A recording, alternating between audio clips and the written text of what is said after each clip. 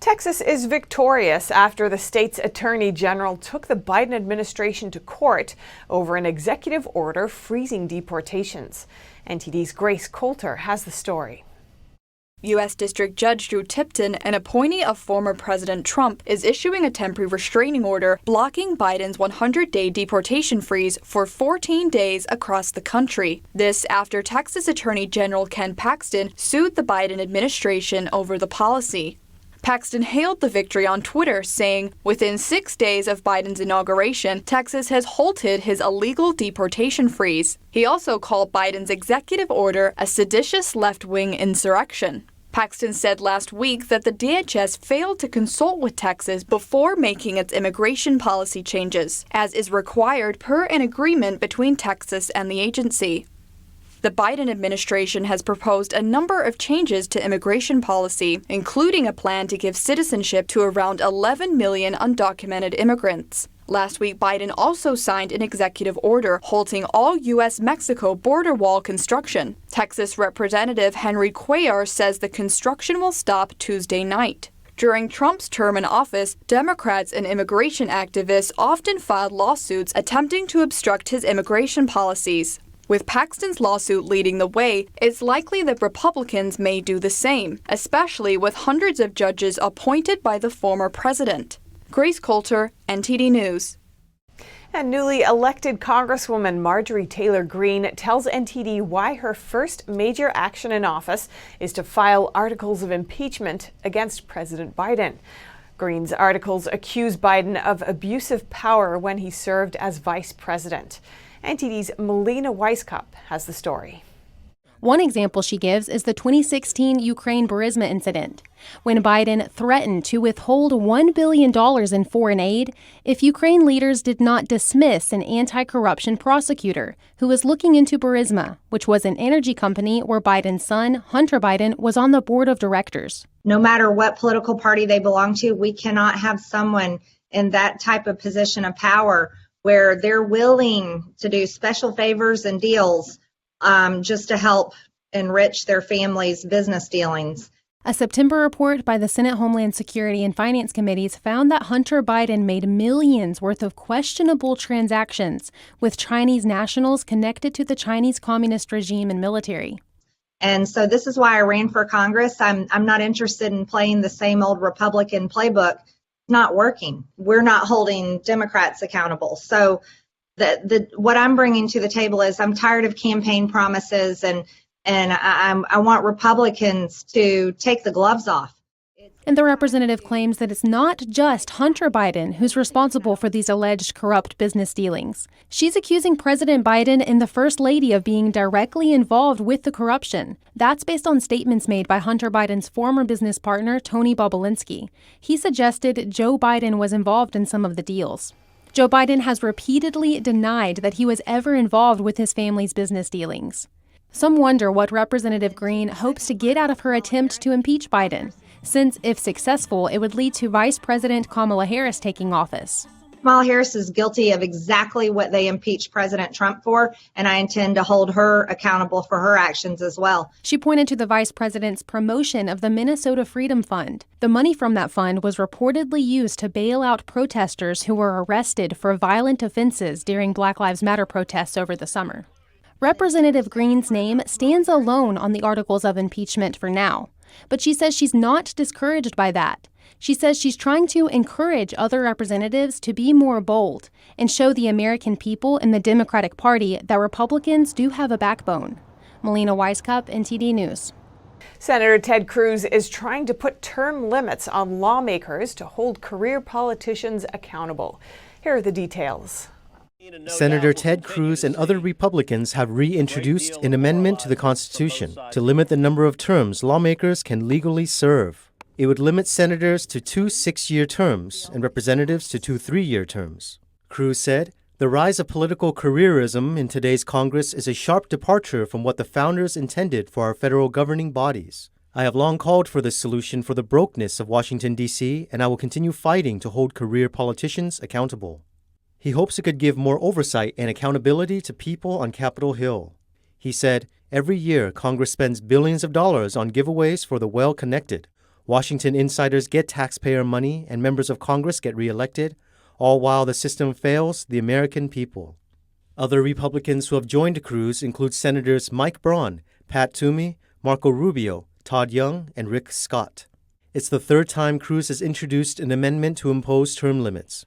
One opponent argued in 2019 that term limits would make it harder for Congress to do its job. And without an election to worry about, lawmakers could be less concerned with the needs of their constituents. Cruz is asking colleagues to submit the amendment to the states for speedy ratification. Up to $30 billion of unemployment benefits could have been exploited in California since last March, with $11 billion already confirmed. The figures come from the agency in charge of giving out the funds. NTD's David Lamb reports. On Monday, January 25th, the California Employment Development Department, EDD, said that up to $30 billion of its unemployment claims could be fraudulent. Of the $114 billion in unemployment benefits paid by California since March, approximately 10% has been confirmed as fraudulent.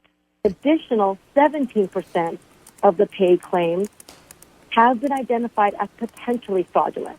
Julie Su, California Labor Secretary, said that the EDD is now working with fraud prevention businesses and law enforcement.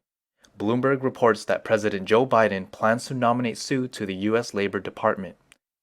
EDD estimates that 95% of its fraud comes from crime syndicates taking advantage of the Pandemic Unemployment Assistance, PUA. It reported that the PUA did not require income or employment verification upfront for its claims. EDD is doing everything it can to put money in people's hands who need it. That's a very important goal. But in balancing expedited delivery of benefits, there weren't systems in place to properly mete out fraud.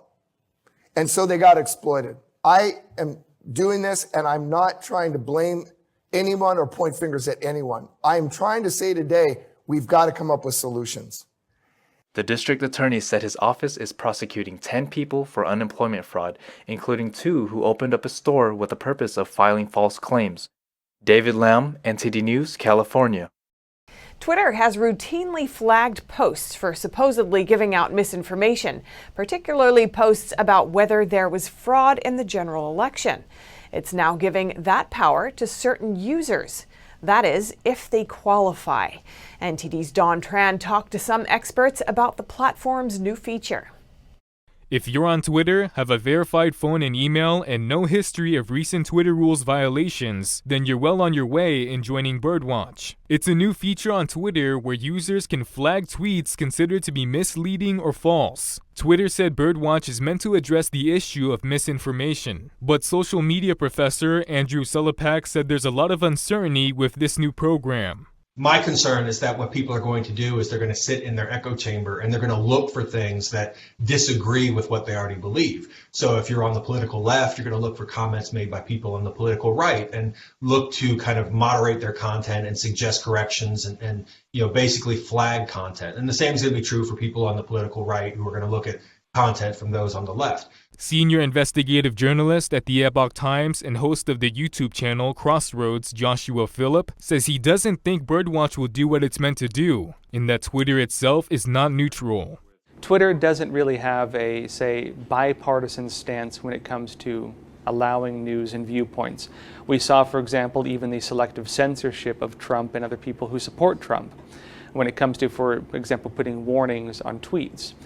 It does seem to be the case that Twitter is doing this out of very likely political interest, or being fair to them, maybe they're doing it as well because they don't have the ability to moderate content to the degree that they feel they would have to, and so they're recruiting people to basically do it themselves. During the 2020 election, Twitter reported that it flagged 300,000 tweets, most of them relating to alleged voter fraud. At the same time, the platform said the Chinese Communist regime's posts that denied there's forced labor in Xinjiang province did not violate its rules. Selepak says there are a lot of questions about who will be part of Birdwatch. The issue is that who are these people that are going to be chosen? Who is going to be allowed to do it? And then what are their backgrounds? Twitter said that they're going to allow different users with different backgrounds, but will we ever see a list of who these people are? Will we ever know how many people there are? There's a lot of questions that still go into of what this is going to be and what the final version of it's going to be. Phillips says the program will have individuals determining what is true on Twitter. And for a person to take up something like that, you need to be a person who already has very strong emotions about, for example, stopping what you perceive as misinformation. And unfortunately, the perception of misinformation these days isn't always misinformation itself. It can just be something you disagree with. And so the question is going to be, what constitutes truth and what constitutes allowed truth? Phillips says Twitter's new feature is not so different from actions made by communist regimes in the past. He pointed to communist China in the 20th century, where children reported on their parents, leading to their executions and the children being cast away by the Chinese Communist Party. The effect of programs like this is people start losing trust in each other, and people start looking out at each other as basically thought police. This is the reality that Twitter is creating. It's recruiting people to become volunteer thought police. And we've seen this happen under many communist regimes in the past, and we've seen the kind of tensions it creates between people. It is a terrible development in our society. Twitter has, in recent months, expanded a number of its policies to monitor misleading information. The platform also suspended more than 70,000 accounts that were engaged in sharing what they termed harmful QAnon-associated content, which they said were dedicated to the propagation of this conspiracy theory across the platform. Reporting by Don Tran, NTD News. Is the future written in the stars? French doctor and writer Nostradamus thought so. Some say he predicted major historical events, including both world wars and 9/11. Our France correspondent David Vives went to the author's hometown to find out more about the mysteries surrounding him. The life story of French author Nostradamus is out of the ordinary. It all starts in Salon de Provence, where he was born. It was the Renaissance era, and religious faith was a natural part of scientific inquiry. The young Nostradamus studied medicine. The first book he wrote was on some drugs. It was based on makeup and marmalades. News of his drug's efficiency spread rapidly. One episode sent his life down a new path. Plagues came to the region in 1546. More than 5,800 people died. Nostradamus wrote about how much it struck him to see dead bodies piling up in the cemetery. But he dared to face plague-stricken people and became the region's top doctor. Contemporaries said Nostradamus successfully helped to quell the epidemic using a powder made of roses picked in the early morning. In his quest to find the origin of human suffering, Nostradamus came across some unexpected answers. Like many of his peers, he used to spend time gazing at the sky. The study of medicine based itself on the stars. It's important to know that at the time, we thought that a human body is a universe unto itself, and that it is connected to the stars in the universe as we know it. So the stars in the composition of the universe reflects in the action of humans. So as Nostradamus said himself, he just wrote his poem out of divine inspiration. He wrote his book titled Prophecies in 1546. The book has about 1,000 poems, each one about 4 lines long. Here, one of the most known prophecies, it's about the death of King Henry II. The king challenged a count to a joust, or spear duel, during a tournament. Despite the advice of the queen, a piece of the spear got through his eyes and he would die from this injury. And hear what Nostradamus wrote 4 years before it happened. The young lion will overcome the older one on the field of combat in a single battle. He will pierce his eyes through a golden cage. 2 wounds made 1. Then he dies a cruel death. He also predicted tribulations around the year 2000, such as the coming of new plagues, famine, and a third world war. According to this website, out of 1,024 prophecies, 800 can be clearly identified as already having come to pass. Other experts say the book Prophecies is nothing more than poetry. Nostradamus committed himself to write in a mystical way, using obscure terms. He said he did it on purpose because the secret of heaven should not be told to the general public, as if the reader is invited on a journey where he could choose to believe or not. Though many of the prophecies have a dark tone, Nostradamus said suffering is only a piece of the wheel in the star's overall movement. According to one translator of his work, this was Nostradamus' message to keep hope alive. Reporting by David Vives, NTD News.